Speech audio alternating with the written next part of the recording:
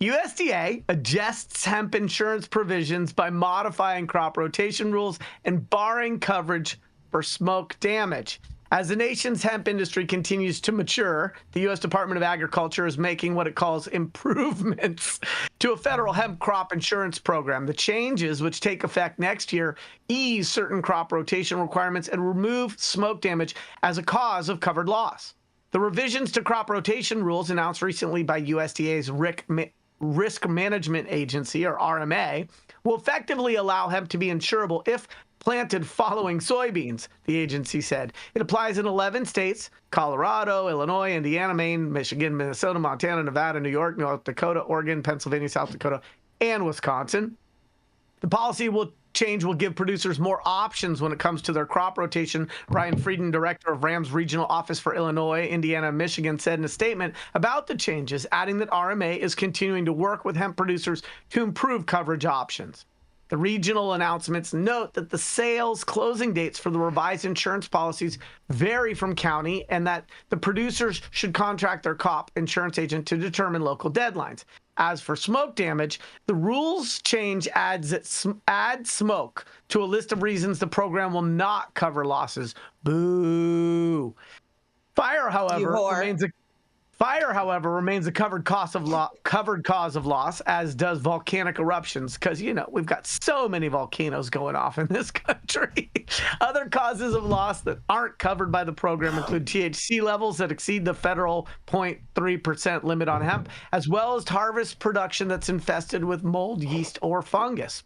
The regional Midwest announcement said that the change that RMA is clarifying that smoke damage is not covered cause of loss, as hemp coverage does not allow for quality adjustments. Research has found that smoke damage can cause significant economic losses to the cannabis industry, though there's been less study around smoke and hemp specifically.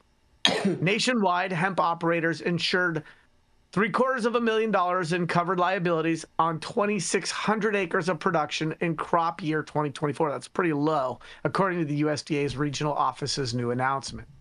The new RMA changes apply to USDA's Hemp Crop Insurance Standards Handbook and Hemp Loss Adjustment Standards Handbook for next year and years after. USDA has been working to bolster the hemp industry, including by appointing a number of industry stakeholders this summer to a federal trade advisory committee meant to support efforts to promote U.S.-grown hemp around the world. Meanwhile, the department recently announced that it is delaying enforcement of a rule requiring hemp growers to test their crops exclusively at labs registered with the Drug Enforcement Agency, citing setbacks at the agency that have led to inadequate access to such facilities. Yeah, what could have gone wrong with that plan? This is the third year in a row that the USDA has delayed enforcement of the lab testing policy for hemp required under the 2018 Farm Bill that federally legalized the crop. Lastly, in August, USDA advised stakeholders of a policy change in China to impose tighter regulations on hemp-derived CBD, though it said the new rules were expected to benefit the industry. That's a pretty vague statement. 2 years after hemp and its derivatives were federally legalized by the U.S. under the 2018 Farm Bill, China agreed to a trade deal that required it to buy significantly more of the non-intoxicating cannabis crop from U.S. sources. That agreement expired in 2022, however. This article goes on and on and on, but in the interest of time, I will wrap it up. I'd like to hear what my other guests and pundits have to say about this article today. All hemp should be tested at DigiPath Labs in both Las Vegas and Phoenix areas. And coming to Minnesota soon. Yes, there you go. and coming to sponsor the High at 9 News, son. Oh, that part. Listen, nobody's ever complained about Traeger terps on hemp, so, I don't think that, it's going to change the fiber of your hempcrete if your house smells a little smoky. Yes, but there are a significant hemp interests that grow hemp just for the terpenes, for example. Mm-hmm. And if you were adjacent to a fire but not burnt, then you could sell them as smoked terps, bro. That's a whole new flavor profile. Smoked terps, bro. Yeah. The smell of burning buildings and and all, what's that terrible stuff in pressure treated wood? That's pretty toxic smoke, right? So it's not just the smoke, it's also the particulate. So we've been affected by the forest fires in Northern California more than we care to remember. And the particulate that comes off those fires is so small, it's not healthy to be in a combustible, ingested product. And so their exclusion of smoke damage, given that it's already been validated in cannabis, I think is a step backwards. I totally agree with that. Coming to you in a new flavor. Smoked flavored. That's the beauty. From that should be the Hunter Biden flavor, it's all smoked. about flexibility, baby. Saman, what do you think about that? The Hunter Biden flavor, smoked gummies. Well, pardon my interjection. It's really Joseph Biden's goose that's cooked on that one, because it just looks, ridiculous. Look, disgusting. I don't want to like rehash a bunch of shit here, but you could dry sift it. Yes. You love hashing. Yeah, you love hashing things out. It's all hash, guys. It's all hash. But let me tell you that I've never been so disgusted by these hypocrites as I am today. Yes, you have. But guess what? No. It's true. It's true. I have. But I just want to act like this is egregious, more egregious than everything else. It's just ridiculous. But it's all politicians. Let's not take sides here. We're not pulling punches. Everybody that gets into power is going to look after their own. And look, some people deserve it. Some people definitely don't. We won't name names, but I think you guys can tell who I'm talking about. Boy. But let's just I'm again gonna just take the position of the Chinese farmer, and we shall see, my friends. We shall see, but I think that was a very long statement to put out for someone who can barely eat his Cheerios in the morning. I don't eat Cheerios. I don't eat cereal. I'm not talking about you. I'm talking about Biden. Oh, there's her thing again. There's Jenny. Shit. That was Jenny's alarm clock. Guys, her smoke alarm's going off. Yeah, exactly. Willie beaming. She was cooking, and all of a sudden the things went off. I wasn't talking about you. I was referring to the long statement that the good old Sleepy Joe put out during nap time about why he pardoned his son.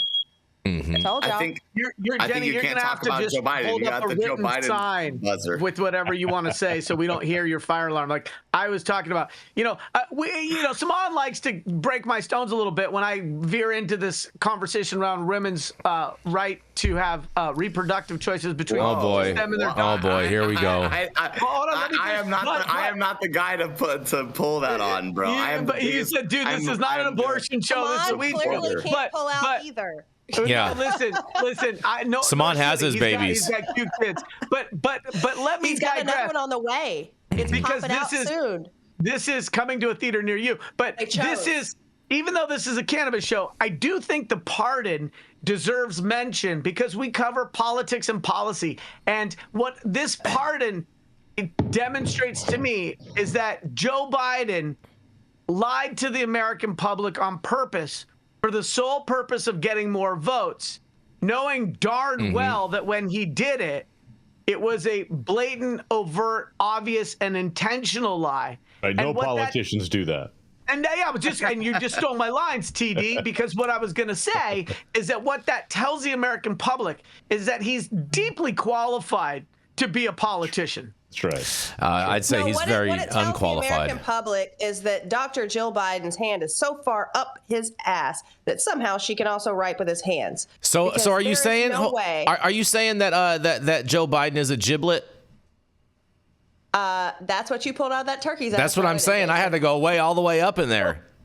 I made Jason stick his arm in the turkey, y'all. He was elbow deep in a turkey. I had to go all the way to the whole other end of the turkey. I bet that turkey keeps calling you, for a second date. Jason, you did eat a turkey? Come on, bro. Yeah, I had some turkey, bro. Saman, elbow deep in the turkey. You should have seen his fucking face when I told him to stick it. I was like, "We're gonna prepare the turkey now. Stick your hand in its ass." He goes, "No, the fuck." Why? I'm like, why have we not seen Thank you for your efforts. Thank you for your efforts of domesticating Jason over there. Now him and the turkey are dating. It's on video, and Jason won't. Jason, you've shared so many holiday videos on the show. I feel like we'd be remiss if we didn't share this one at least on our Instagram or something. We'll get around to it, Jenny. Just relax. Just because it didn't happen today or yesterday or whatnot doesn't mean that it's not going to get shared. Just hold your horses. It should have been queued up. Round two. That's not how it works, Jenny. You were in that turkey like this. That's cute. I'm gonna let you just keep on telling people all about it. Separate from bestiality, I do think the pardon is worth mention on this show because we do talk about politics and we don't agree about politics. But I think we can all agree that whether you vote left or right, red or blue, purple, whether you're a liberal, libertarian, or just a far right religious zealot, whatever your affiliation is or isn't, I think we could all agree that this pardon was a case study of saying one thing, doing another by a career politician who knew that they were lying when they lied. And it, I think Todd thinks he just changed his mind. Listen, it's called parenting. There are 1, 2, 3, 4 parents sitting on this stage right now. Would you get your son out of some shit? Raise your hand, yes or no. But that's the whole thing. I think everybody in America knew that was inevitable. Right. So me saying I'm not going to fucking have my sons back. Everybody knew he was lying when he said that. Everybody knew he was lying when he said it. Right. And here we are in politics again. And to be fair, it was a butterball turkey, so it was probably pre-fucked. Yeah. Shout out to Jesse Barney, who says, too bad everybody's daddy can't be president. Well, Hey, my dad'll kick your ass. Yeah, I bet. My dad'll kick your dad's ass. I bet. And on that, we're going to roll into a commercial, and we're going to be right back.